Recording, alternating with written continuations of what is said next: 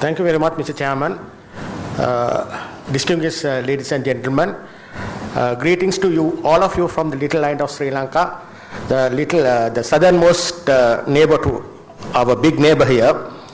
So, I would like to give you some cases from Sri Lanka for this workshop, leveraging agriculture, nutrition and health, some cases from Sri Lanka. I am actually the Vice Chairman of the University Grant Commission, that is the apex body of the University Education in Sri Lanka. Before taking up this job, I was the Executive Director of Sri Lanka Council of Agriculture Research, another apex body, so I am quite familiar with the problems that we are facing pertaining to food security, nutrition and agriculture. And of course, now as we have discussed leveraging agriculture for improving nutrition and health for last 3 days, and the basic idea behind the whole scenario is improving agriculture productivity will definitely improve nutrition, will definitely improve health. So on that context, this is something which we knew very well for the last few decades, but it has not been this policies has not really coordinated as such, because in Sri Lanka there's a Ministry of Agriculture, there's a Ministry of Fisheries, and Ministry of Health, and Ministry of another ministry responsible for nutrition. There's no sort of proper coordination. So therefore, this is an ideal podium. From here we can get into a situation there should be a coordinated policy to make sure that Sri Lankan people will have an improved nutrition through having a balanced diet.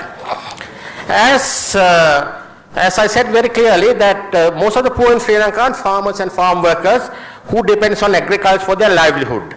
So therefore, threats to agriculture become threats to health also.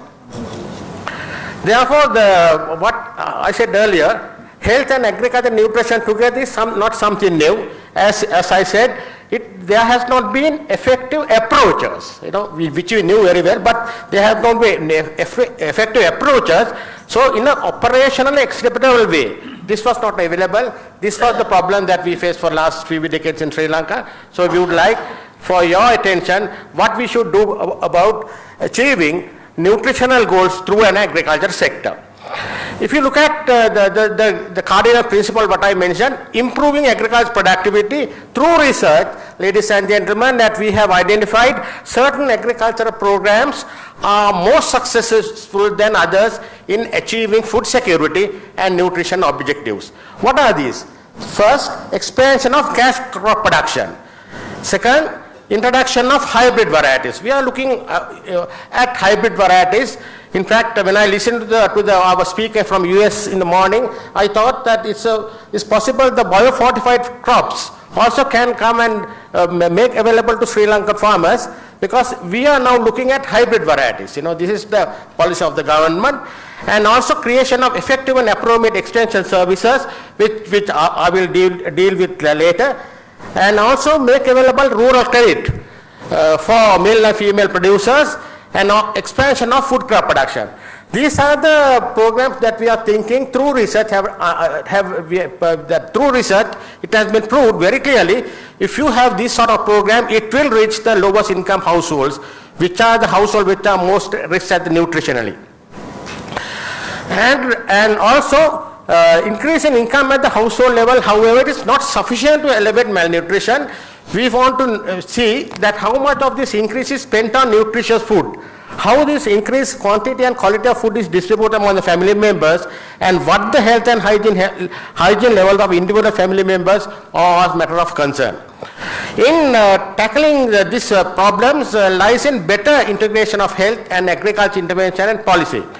As an example, sometimes when we have a mega irrigation project that has created some other health problems, like I have mentioned in my slides.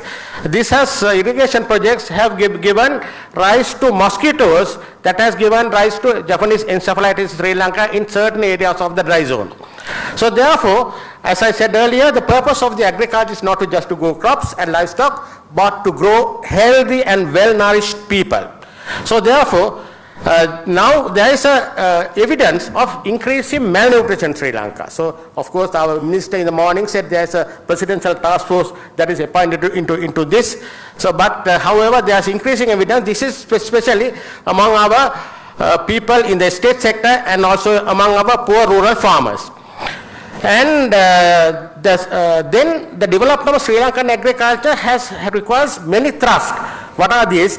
This means that I agree with Dr. Chandrasekhar that which has to be more investment in agriculture research and rural infrastructure projects, and agriculture extension services that has to be hardly serving its purpose should be reformed. Few years ago, ladies and gentlemen, we had a very external extension services operated from the central government, but with the 1994 government policy of giving devolution to the provinces, agriculture extension unfortunately became a devolved subject. So extension is given for provinces. Now, if you find in Sri Lankan situation, there are extension services operated by the central government, there are extension services operated by the provincial government. Then in addition to that, there are NGOs having their own extension programs. Companies have their own extension programs, in addition the farmers themselves. So it's in a sort of a mess. So we would like to ensure that coordinated extension program which is reformed and reconstituted. And also the problems of marketing. So last month, ladies and gentlemen, our Minister of Agriculture has taken decision on principle that all agriculture produce has to be transported in plastic crates, no gunny bags hereafter. So that is another thing that we have introduced. Make sure that we will elevate the 30% or 40% post-harvest lot that we are experimenting. And also there should be public and private sector collaboration. We are very happy to see that some of the government farms that has been running at a loss has been given to the private sector by the government, and they have developed crops, they have developed new varieties, and these farms have become a model for agriculture tourism now. So these are the things that we were really impressed by giving some of our farms to the private sector. So therefore, now this is another thing that we are working on, that targeted consumer price subsidies. Subsidies is a popular and common type of intervention aimed at increasing food consumption of the poor households. Therefore, the real income of the poor, which generally results in high expenditure on food. Subsidy programs are very attractive. Now we have our subsidy programs for rice, and also now it has been rice, in addition to that, the subsidy has been extended to even to coconut, because we have experienced decline in our coconut production, because the coconut is very important in Sri Lanka like onions in India. Right? So this is what we want to see, that the prototype of the nutrition agriculture programs, we would like to make sure that provide credit to women, rural areas where agriculture activities are developed. Ladies and gentlemen, if you look at the Sri Lankan situation, majority of our population are now women. They are the people who are mainly involved in rice production. 90% of the labor is provided by the women. If you look at the manufacturing sector and the service sector, the garment industry, the majority are females. Even the plantation sector, majority of our tea and rubber, tea pluckers and rubber tappers are females, so they are becoming dominant. So we are targeting extension and other facilities for the rural women. So therefore, finally, that would like to mention that biodiversity, that food systems that are based can sustain, improve dietary diversity. So what are our recommendations? Our recommendations are, ladies and gentlemen, I didn't mention it, but I would want to tell you. First, we would like to have international links. We would like that the experts in the West who have the expertise will match with the problems in our countries like our country. The mismatch has to be matched by in this international organization like IFRI can play a major role. Second, we would like to have a correct government policy. And especially, as the minister mentioned in the morning, that we would like to have the school midday program. That's a government policy. Giving fertilizer subsidy now, after the recent floods in the country, the fertilizer subsidy has been extended not only to rice, but also vegetables as well as to other crops. So this is a policy of the government. So correct policy formulation by the government will definitely elevate. Third way, shift in diets. Sri Lankans are majority are rice producing people. They would like to have three rice meals, morning, lunch and dinner. But the view at the latest, the people especially in the urban areas would like to go for rice, flour-based products. So we would like to encourage Sri Lankans to eat more rice because it's more nutritious. And then the fourth point is that we have Sri Lankan government has started for last 3 years, Let us cultivate Uplift the Nation program, where we have concentrated on local indigenous fruits and vegetables.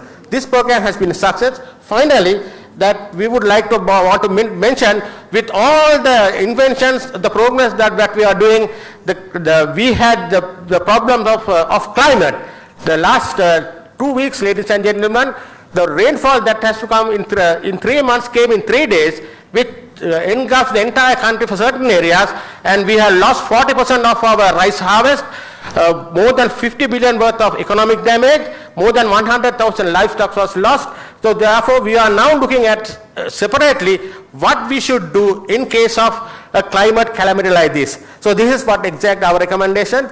I'm thanked that for your kind patience. Thank you. Thank you.